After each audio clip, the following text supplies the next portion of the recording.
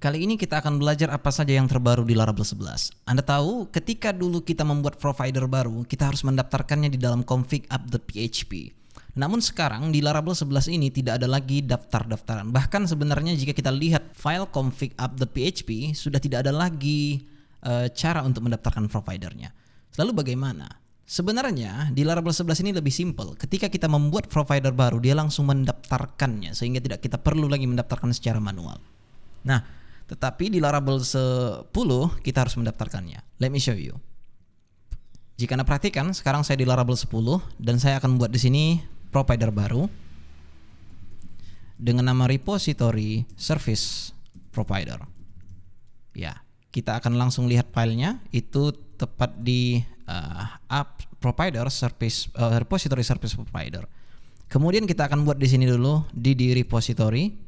Kemudian jika kita refresh di Firefox untuk Laravel 10, maka tidak akan ada yang terjadi. Yes, karena memang kita tidak mendaftarkannya. Coba dulu kita pergi ke config app.php, kemudian scroll sampai Anda menemui provider ini dan coba kita tambah di sini satu lagi dengan nama repository service provider. Kemudian kita refresh, maka akan muncul di sini. Which is ini masuk akal karena memang dulunya begitu. Nah, tetapi kita akan mencontohkan hal yang sama di Laravel 11. Ya, saya di sini ada Laravel 11, kemudian saya akan pergi ke terminal untuk membuat yang namanya provider kembali, repository service provider. Kemudian saya akan langsung pergi ke filenya dan kita akan lagi repository. Kemudian sekarang kita refresh di Firefox, maka dia akan langsung ada. Nah, itu dia kerennya di Laravel 11 tanpa kita mendaftarkannya segala. Karena pada config app ya, dia tidak akan ada di sini pendaftaran tentang provider. Yang ada dia langsung terdaftar. Nah, di mana terdaftarnya? Nah, jika kita perhatikan pada Bootstrap, di sini ada provider. Ketika kita membuat repository service provider tadi, dia langsung mendaftarkannya di sini. Watch, ketika seandainya ini saya hilangkan, kita refresh kembali, maka tidak akan ada lagi. Jadi ketika kita membuat service provider, maka Laravel 11 ini akan langsung mendaftarkannya di sini secara otomatis. Oke. Sekarang saya akan menunjukkan kepada Anda query limit terhadap relasinya. Saya akan pergi dulu ke repository service provider ini. Saya akan hapus dulu DD-nya. Nah, coba dulu saya akan kembali ke Laravel 10 ini ya. Saya akan pergi ke repository service provider ini untuk menghilangkan DD repository-nya. Kemudian saya akan pergi ke terminal untuk membuat yang namanya model baru, article -m, kemudian sekalian dengan factory-nya. Article factory. Kemudian saya pergi ke article stable. Di sini saya akan tambah dulu for in user ID constraint. Kemudian di sini kita pasti buat string saja to title.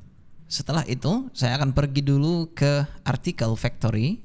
Kemudian di sini saya akan buat title itu this factor sentence. Kemudian user ID-nya kita ambil dari user factory. Alright, seperti itu saja. Kemudian pada database header ya. Di sini saya akan buat dulu semacam user factory kita buat 10 dan saya akan buat sini hash articles. Masing-masing dari user akan mempunyai 10 artikel. Kemudian kita create di sini. Hash artikel ini akan tidak diketahui ketika Anda belum mempunyai relationship-nya. Maka saya akan pergi dulu ke sini. Saya akan buat di sini articles hash many ya. Pastinya si user punya hash many artikel. Kemudian saya akan pergi ke artikel ini untuk melakukannya pada user. Kemudian sekarang pada terminal saya akan lakukan PHP artisan migrate fresh seed.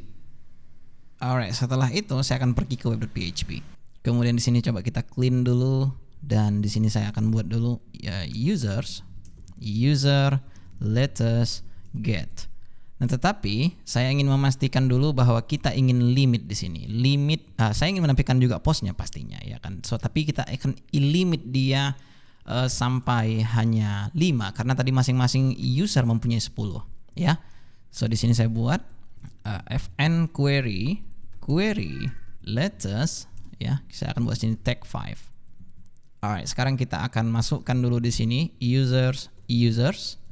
Kita pergi ke welcome pastinya ya. Nah, di sini saya akan hapus dulu yang banyak itu dan di sini jika Anda perhatikan saya sudah memasukkan Tailwind typography dan juga Tailwind css.com. Kemudian di sini saya akan buat mx auto. Kemudian di sini kita akan loop dulu si users as users.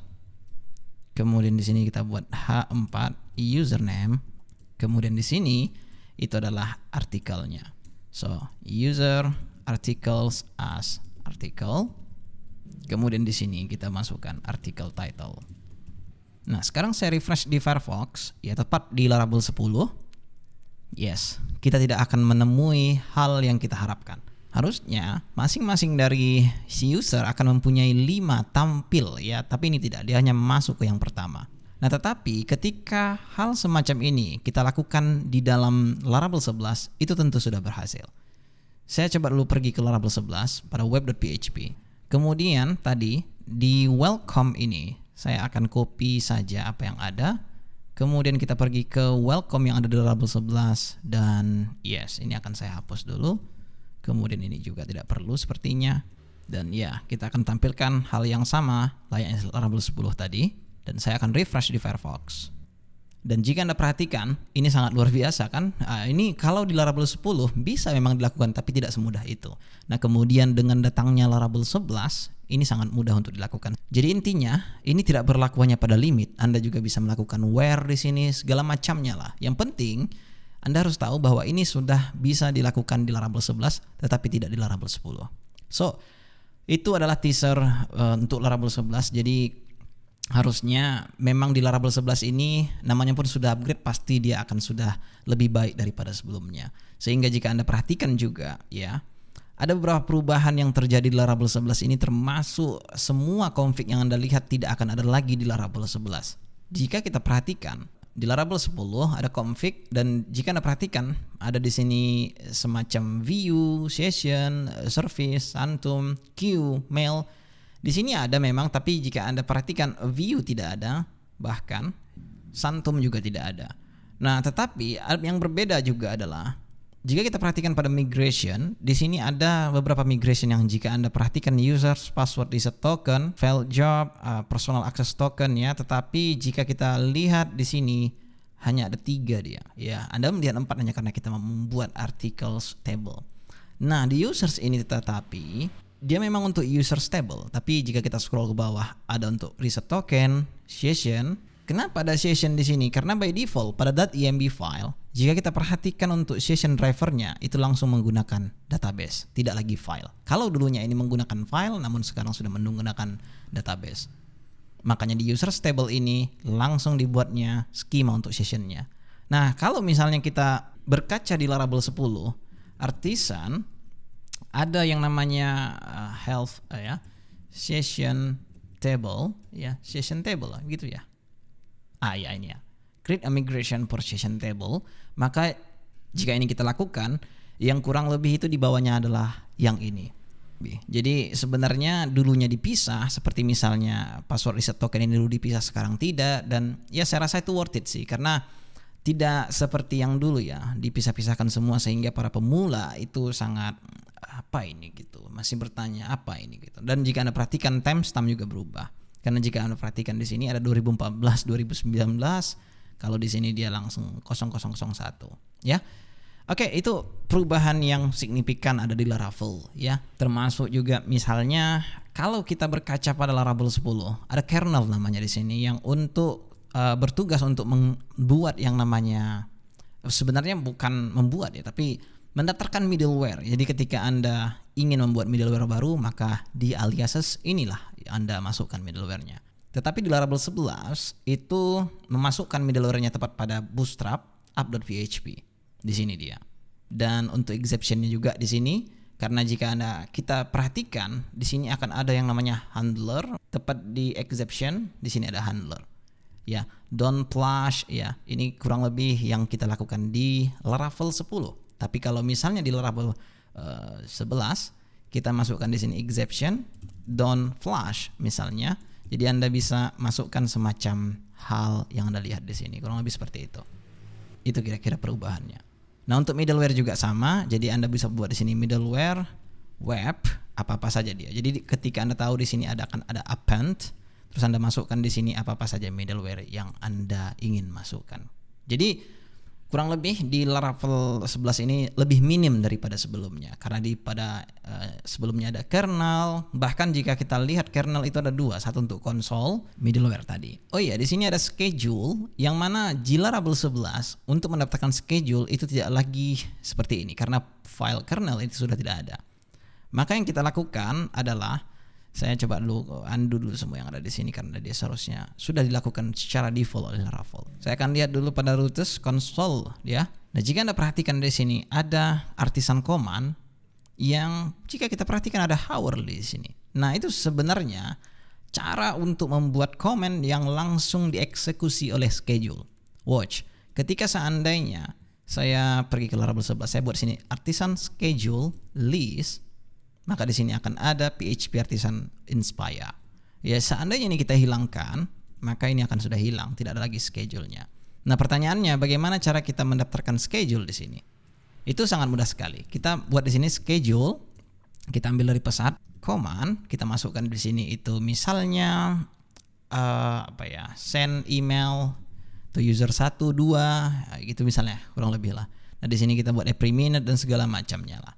Nah, sekarang jika kita buat artisan schedule list, maka di sini kita sudah mempunyai dua schedule ya.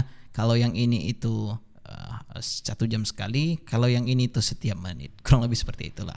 Nah, sekarang seandainya kita buat satu command baru, contohnya itu create user, kemudian di sini kita buat user create, atau factory aja lah kita buat di sini ya. Factory 1 create.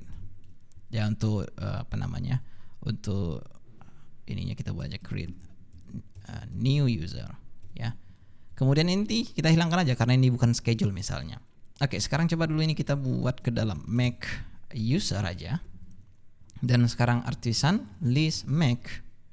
Ya, di sini sudah ada make user, dan seandainya kita buat make user, maka dia akan langsung membuatkan user baru untuk kita, tetapi tidak nampak hanya karena kita tidak menampilkannya. Saya akan coba di sini membuat user, kemudian kita akan lihat lagi, ya dia akan muncul. Ya, kita buat username, ya was created. Oke, sekarang coba kita lihat. Oh ya, ini adalah array ya, harusnya tidak bisa diakses dengan cara seperti itu. Coba sini saya buat dulu name, kemudian kita buat yes, Miss Baby created successfully. Kemudian setelah itu kita akan lihat pada web.php tadi sudah akan ada channel, ada API juga. Nah, sekarang Anda harus tahu bahwa project kita ini sudah mempunyai yang namanya Echo. Nah, jika kita perhatikan pada JS ini, Echo akan diseparate dari Bootstrap. Jika dulunya ini satu file, maka sekarang sudah dibongkar ke sini. Alright, kita sudah mempelajari banyak hal di sini terkait dengan Laravel 11.